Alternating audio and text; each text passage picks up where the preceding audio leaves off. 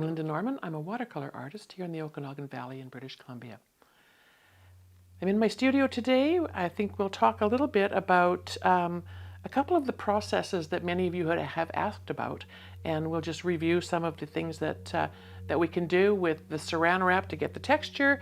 And then I thought it would be really fun to combine the other droplet texture for creating trees and things. So we'll put two of them together and we'll get the texture and the beautiful organic trees in the background. So this is one that I have done in the past, just to give you an example. I think we'll sort of follow along with this general theme. It may not look exactly like this when we're done, but that's the beauty of art, right? So I'm going to start, as always, with wetting my palette.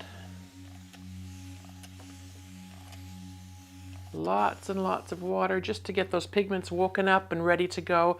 As it dries, I'll continue to add more water. I love to have those pigments just really thick and ready to apply for the style of painting that I do.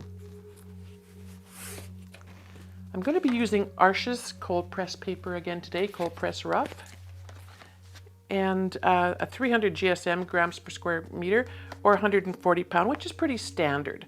There is a 300 pound, 620 GSM, I believe it's called, that's beautiful to work with too. It's almost like a cardboard. But today we're going to use the 140 pound Arches, one of my favorite brands. And I will just quickly tape this piece down. I've taken it off the pad. If you have a block where the paper is already secured along the edges, that's great. It helps to keep it from warping. I don't pre-wet my paper, as many artists do. For me, most of what I do is geared towards a pretty quick and easy process. I don't always have a lot of time to spend in my studio, and so tricks to make it simpler are always good for me. So Corplast is what I'm using here. I love that it's corrugated, so that means there are lines on the plastic that help me line things up and keep the paper straight. And I'm just going to tape the edges down. And again, taping it straight is easy to do with the lines in the Corplast as well. You don't have to tape it on all sides. I like to, because I like to see that it's, I'll start at this side. I like to see that there's an edge and a border to what I'm doing.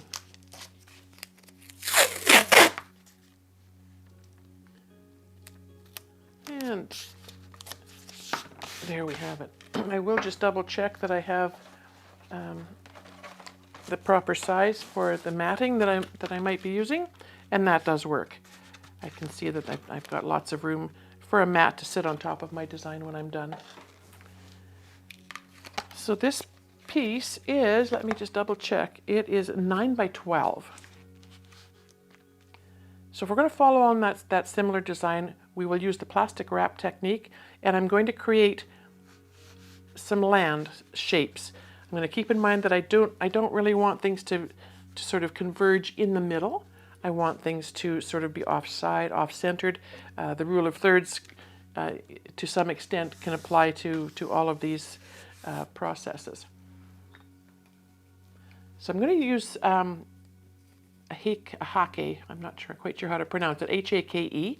This is a Ron Ranson brand.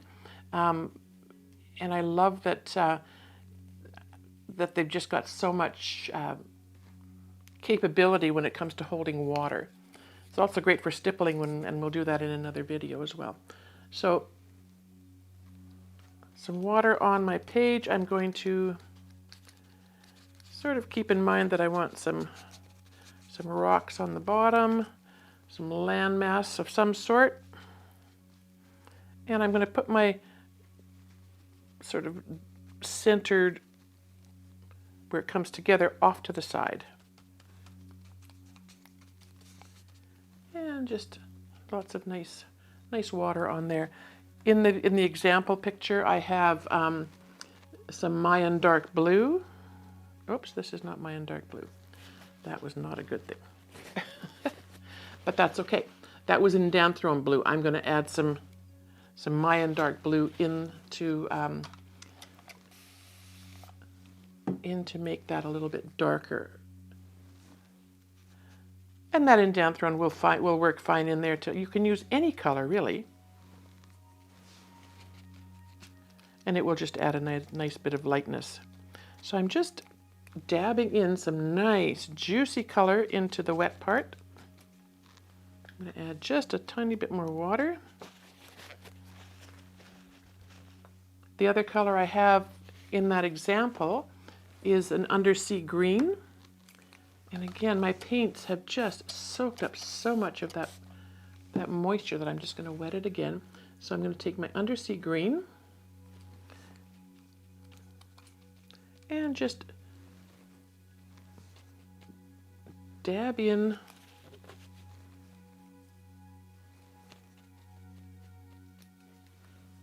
I keep going into the blue. The light is shining on my palette. I can't see what colors I'm grabbing.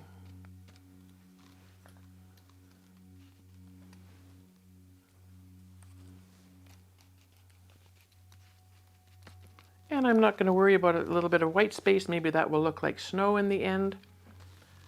But essentially I have my landmass ready to go. I will take some saran wrap, plastic wrap, and oops.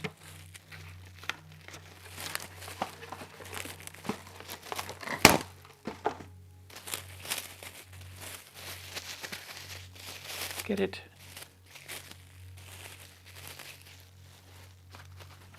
so that I've got some texture happening in my landfall. And I'm just going to set this aside. We'll get lots of nice light texture and shapes and shards of things happening in those rocks. And that is that. We're going to let this dry to a point where I can actually take the saran wrap off with and have the paint not continue to move. And I'm just going to take something not too heavy, but just something that will hold that saran wrap down and set it aside for a few moments. We'll be back when that's dry to continue with our organic trees with the droplets. Okay. So we're ready to take the plastic wrap off of our piece and see where we ended up with things. I love the almost glacial look of the colors that came through. So the next step in this process is going to be incorporating a bit of that spatter technique, water droplet technique we talked about a few videos back. So this is my landmass. I now want to create some interesting trees and things happening in the background. So I'm going to take I could use anything to cover that. When I'm spattering with the water droplets, I don't want to be reactivating anything or leaving drops to make blossoms on my piece underneath that has these beautiful organic shapes in them. Now it's still wet, it's still damp because we've put a fair bit of pigment and water on the page to begin with, but it's dry enough now that we can proceed with the other portion of the painting. I just don't want to get more moisture on that, so I'm going to just cover that. This is the spray bottle that I like to use when I'm creating my vignettes. If I want to have an organic looking tree or something, I will use this one. The facial mister bottle that I use for wetting my palette provides that continuous mist, which is going to give me too much moisture on the surface of this. It's great for on here, and I like to keep my palette moist at all times.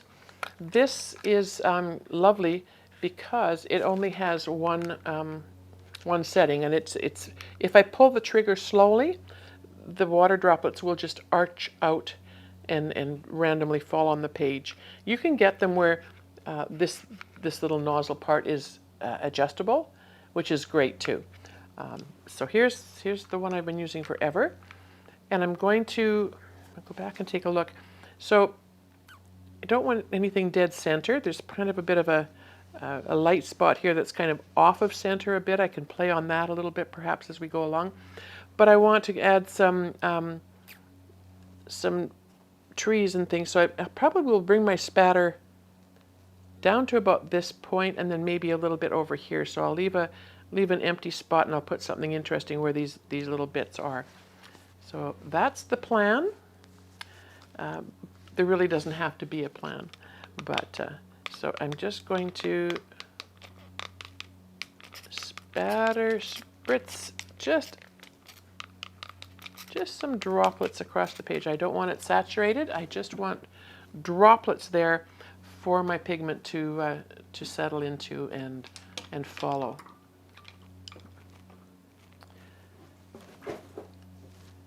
I'm going to be using pretty much exclusively for this part of this painting my synthetic goat hair blend brush from Lemons and Brushes. It's set into a bamboo cane handle. The minute it arrived in my door several years ago and I opened it, I was amazed. It felt like it was made for my hand. I absolutely adore it. It's going to allow me enough flexibility that I can create long lines if I want to. It can be scumbled open and I can use it for texture, and I can also use the side of the brush. It holds a ton of water and pigment. So I will, because my palette is pretty wet, the pigments are pretty wet, I don't need my brush dripping wet. I just need to pick up some nice rich pigment, and because I've got in the base part here, we've got Mayan dark blue, we've got Undersea green. I'm going to start with those two colors. So my Mayan dark blue, I love to start with that when I'm doing these trees because when it dries lighter and it gives a sort of a shadowy, distant effect. So I'm going to start, I see there's a drop of something that was already on the page, so I'm going to start that as my starting point, and I'm just going to touch my brush down in a line as a tree trunk would go, down to my landfall. And that's kind of a funky looking tree. I kind of like how that's taking place. I'm just going to leave that to dry, and then we'll move here and put something at just a different lower level. And if I sit back, I can see where some of the water droplets are, and I can try to hook them up a little bit. This is going to be a pretty sparse tree. Maybe there is a jack pine that look a little sparse. I'm not sure, but that's what I love about these shapes that emerge from this process. Now this has sort of gone off on a little bit of a tangent, so I'm going to play on that by just adding another tree line, trunk line. So let's bring that one right up to the top because I can see some beautiful lines up there. Okay. I'm going to take this off now because I don't have to protect my lower piece, and I can see where the base of it is. So I'm going to continue on with my tree trunks. Rich, deep Mayan blue, and we'll throw a few more in. Oops. And if I sit back, like I say, I can see where some of those drops are sitting, and I can try to connect them.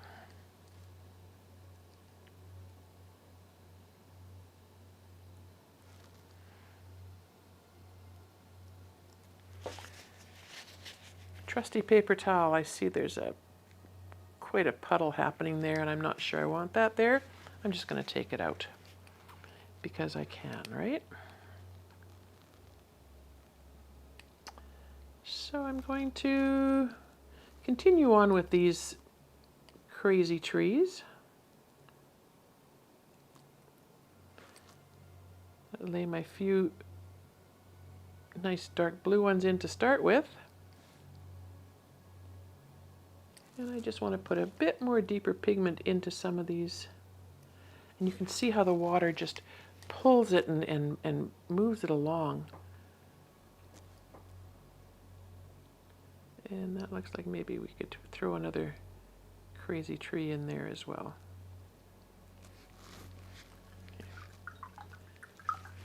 So that's it for my blue trees. I'm going to go in now, but as I said, we used Undersea green in the bottom area there. So I'm going to put some green. Oh, that was just about a mess. Too much water on my brush. The water on the page will suffice generally, as long as I've got a good load of pigment. Because I keep my palette wet, I really only have to touch and dip the tip of my brush in. So I'm going to put some green in here and let that work its magic in behind. And maybe we'll put another, if I can see some droplets. Don't see many droplets on this side, but I see a bit there that maybe I could add some green to.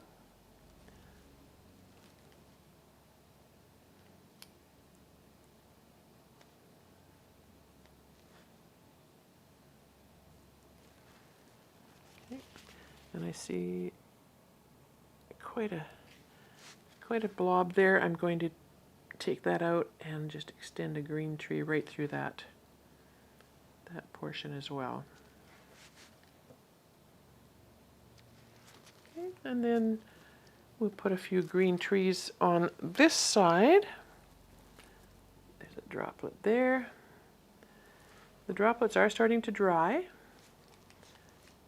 And when that happens, if you spray it, you're going to make a big puddle in everything that's there. So rather than spray, when the droplets are drying, I will just take fresh, clean water on my brush and make my own droplets.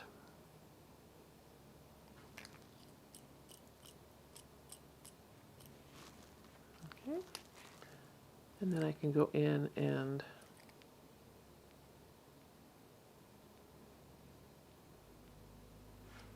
add the color. Now, because these droplets are going to stay wet for a while, you don't really want to be tipping your page around too much if you can help it.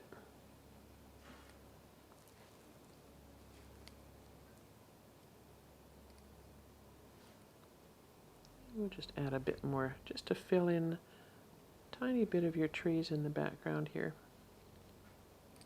You'll notice with this one I didn't do a sky either. I kind of like that white stark background, but if you do decide you want to put some sky in there, you certainly can. And I'll show you that in a second here as well.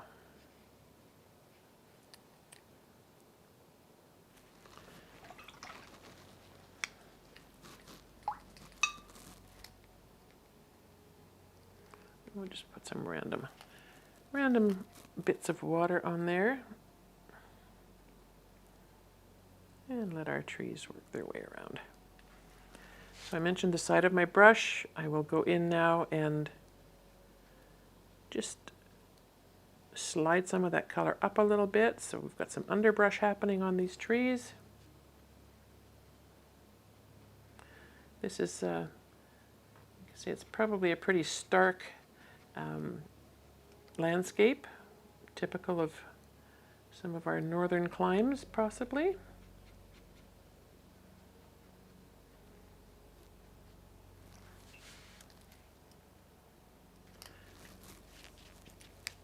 If we wanted to add other colors, we certainly can.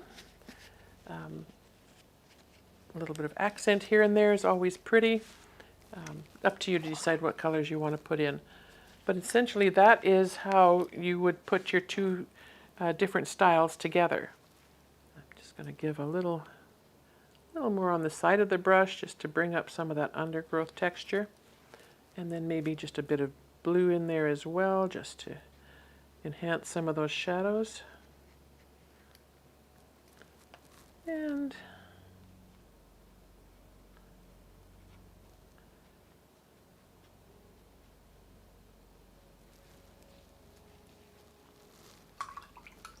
if you wanted to add a sky, I just would go in with the side of my brush, give a bit of moisture in the areas that are dry, and I'm not going to touch the trees on the sides. I don't want the sky bleeding into them at all.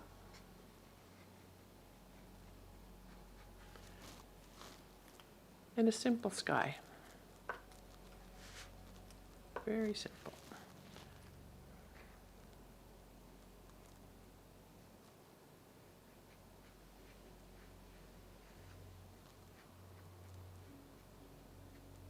Because this brush is nice and fine, I can get fairly close to some of those trees if I want to extend that sky a little bit further one way or another.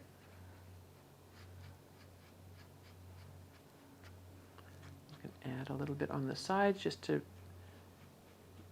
bring it together a little bit.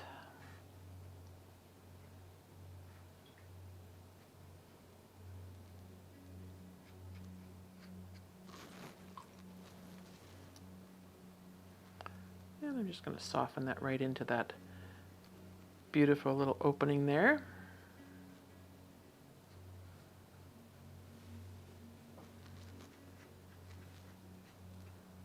I kind of like that that's a bit of a rainy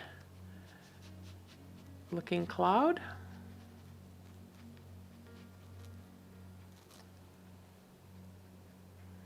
And just an indication on the sides to know that it's sort of going to come together. And I'm going to go in with my damp paper towel again and just soften some of those edges a little bit. Make some cloudy effects.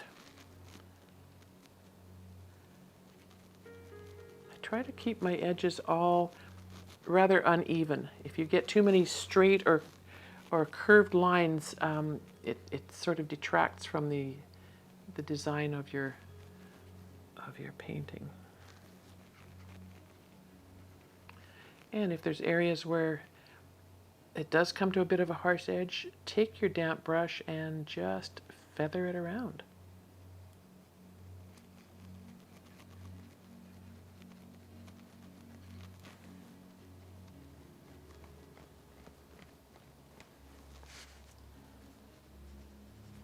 And it's up to you how close you bring it to your trees. I see here this little piece that we talked about earlier, and I should have made that into something, so we're going to do that right now. We're going to make it into some chunky little trees, maybe.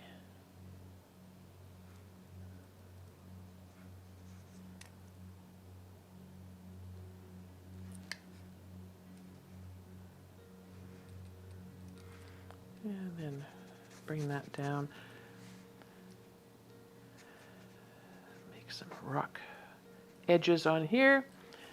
And then maybe we have a little glacial stream that's sort of trickling out into the rocks.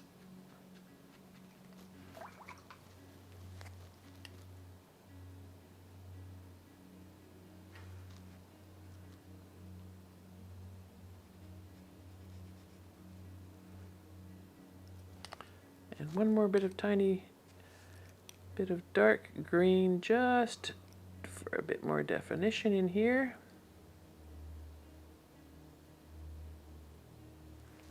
Allow it to flow through.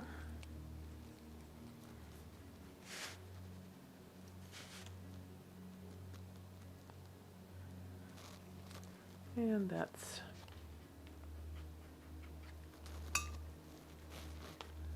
all you need to do. You can soften this with water just to bring those colors down into those designs.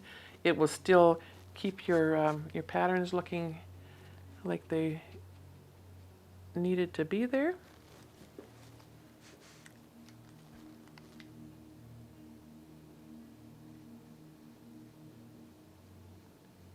And just to smooth off some smoother, or roughen up some smoother edges.